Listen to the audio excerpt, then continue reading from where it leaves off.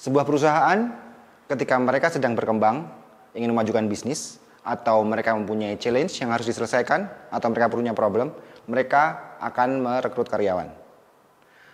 Seorang karyawan, SDM, kalian, itu adalah aset buat perusahaan. Jadi, perusahaan akan mau untuk mengeluarkan cost dalam bentuk gaji atau benefit. In return, sebagai imbal baliknya, mereka mengharapkan value yang digenerate oleh sang karyawan, aset mereka itu. Jadi proses hiring sebenarnya adalah proses pemilihan aset buat perusahaan.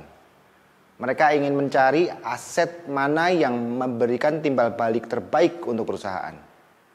Dan secara gampangnya proses hiring itu terdiri dari pertama, perusahaan akan menentukan problem, masalah atau challenge apa yang harus ditangani saat itu.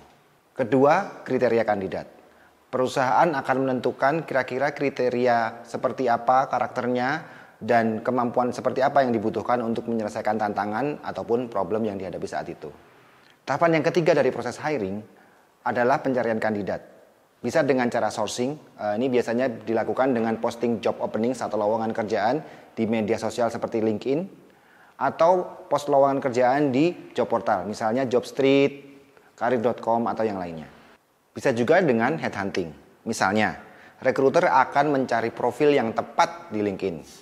Jika ditemukan profil yang kira-kira sesuai, rekruter akan langsung mengontaknya dan menawarkan pekerjaan secara langsung. Hasil dari sourcing tadi adalah daftar kandidat atau pool kandidat.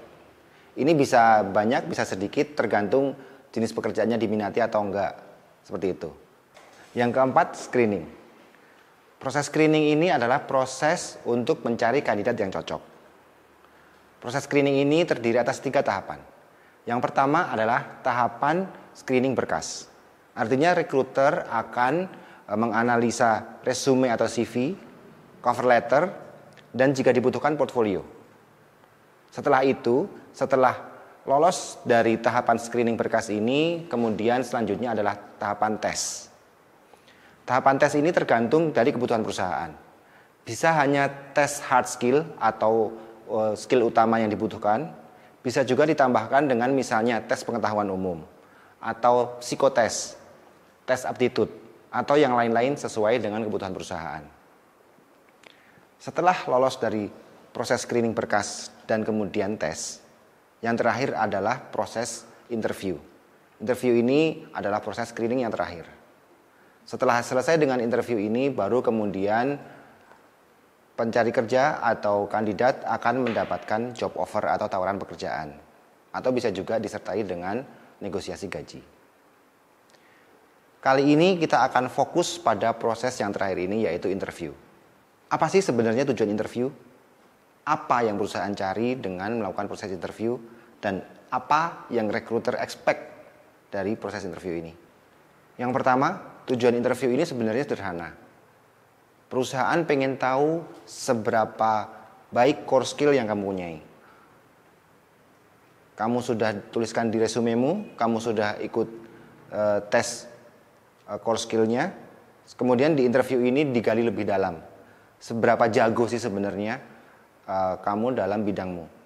Kalau misalnya kamu adalah seorang graphic designer, maka di tahapan interview yang pertama ini akan digali lebih dalam. Seberapa ngerti kamu tentang layout atau tipografi atau teori warna.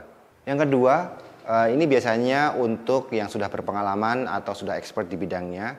Perusahaan itu pengen tahu domain expertise kamu.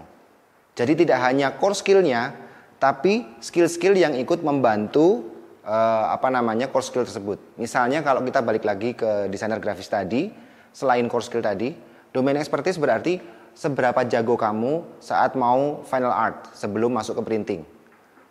Atau kalau misalkan adalah graphic designernya adalah untuk print design, kira-kira tahu nggak printing mana atau perusahaan printing mana yang value for money, yang cukup murah tapi hasilnya cukup bagus. Kemudian bagaimana kamu bisa menghandle misalkan negosiasi untuk mendapatkan hasil print yang bagus. Itu bukan bukan skill utama, tapi itu adalah skill-skill yang membantu pekerjaan kamu. Yang terakhir yang ingin digali adalah culture fit. Jadi perusahaan pengen tahu, kira-kira kamu sesuai nggak dengan budaya perusahaan. atau bagaimana kamu akan bisa beradaptasi dengan calon timmu nanti. Oke, jadi sekarang kita recap ya. Jadi interview itu sebenarnya adalah salah satu proses screening. Kamu masuk proses interview jika sudah lolos tes dokumen atau screening dokumen, dan kemudian tes yang lain yang dibutuhkan. Siapa yang diinterview? Tentunya kamu. Karena kamu yang jadi kandidat untuk join di perusahaan itu. Siapa yang menginterview bisa macam-macam, tergantung dari kebutuhan perusahaan atau proses hiring di perusahaan tersebut.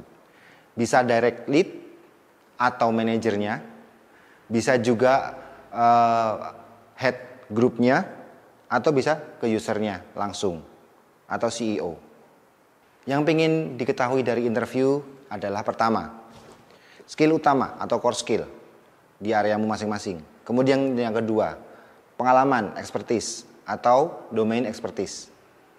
Skill-skill yang mendukung skill utamamu. Kemudian yang ketiga adalah culture fit. Artinya seberapa cocok kamu dengan budaya perusahaan yang ada. Interview bisa dilakukan secara remote. Misalkan dengan telepon atau video call. Atau Zoom. Seperti kebanyakan ini karena lagi pandemi. Atau bisa juga dengan on-site. Kamu diminta datang untuk ke kantor. Oke, materi pertama selesai. Selanjutnya kita akan melakukan simulasi. Ada 4 contoh jawaban dari pertanyaan yang paling sering ditanyakan saat interview.